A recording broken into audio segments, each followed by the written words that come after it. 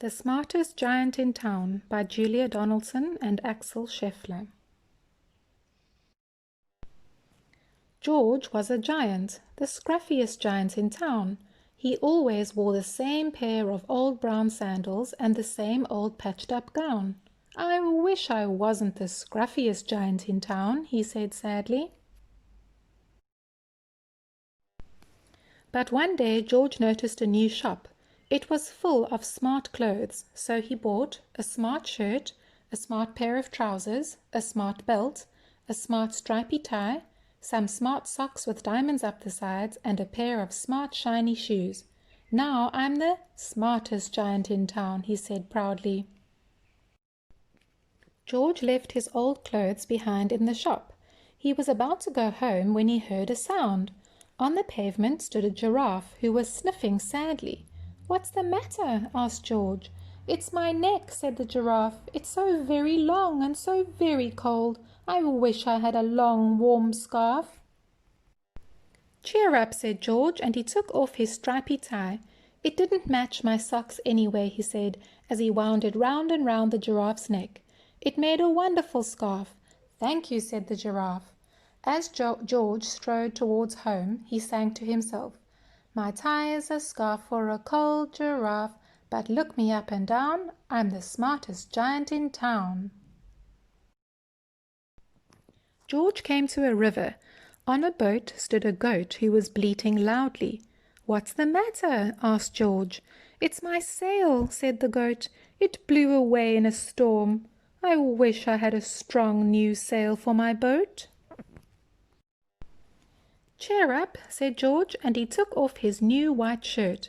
"It kept coming untucked anyway," he said, as he tied it to the mast of the goat's boat.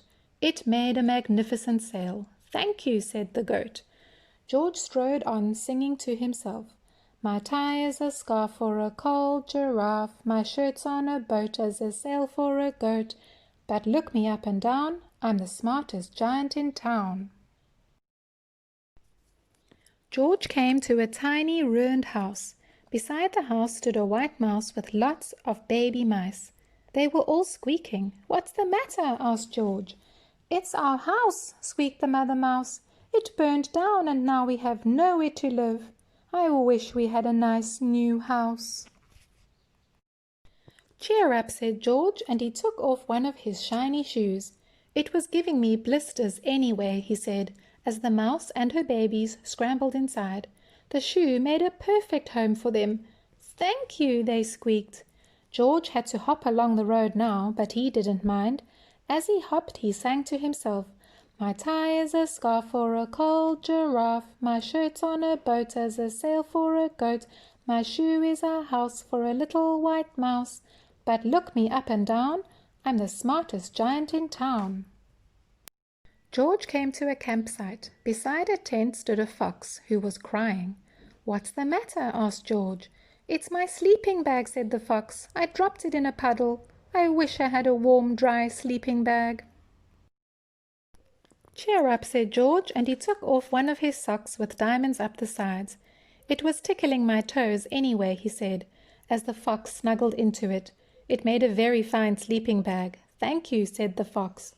George hopped on, singing to himself, "My tie is a scarf for a cold giraffe, my shirt's on a boat as a sail for a goat, my shoe is a house for a little white mouse, one of my socks is a bed for a fox, but look me up and down, I'm the smartest giant in town."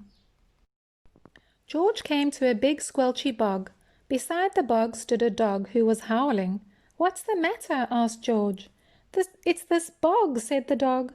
"I need to get across, but I keep getting stuck in the mud. I wish there was a safe, dry path." "Cheer up," said George, and he took off his smart new belt. "It was squashing my tummy anyway," he said. As he laid it down over the bog, it made an excellent path. "Thank you," said the dog.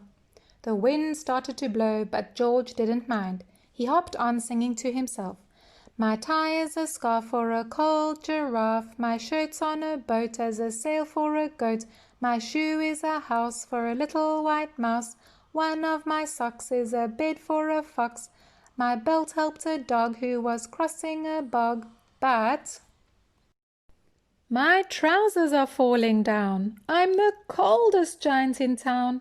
Suddenly George felt sad and shivery and not at all smart. He stood on one foot and thought, I'll have to go back to the shop and buy some more clothes, he decided. So he turned around and hopped all the way back to the shop. But when he got there, it was closed. Oh no, cried George. He sank down onto the doorstep and a tear ran down his nose. He felt as sad as all the animals he had met on his way home. Then, out of the corner of his eye, he saw a bag with something familiar poking out of the top. George took a closer look. My gown, he yelled. My dear old gown and sandals. George put them on. They felt wonderfully comfortable. I'm the coziest giant in town, he cried, and he danced back home along the road. Outside his front door stood all the animals he had helped. They were carrying an enormous present. Come on, George, they said, open it. George untied the ribbon. Inside was a beautiful gold paper crown and a card. Look inside the card, George, said the animals. George put the crown on his head and opened the card. Inside it said, Your tie is a scarf for a cold giraffe. Your shirt's on a boat as a sail for a goat. Your shoe is a house for a little white mouse. One of your socks is a bed for a fox.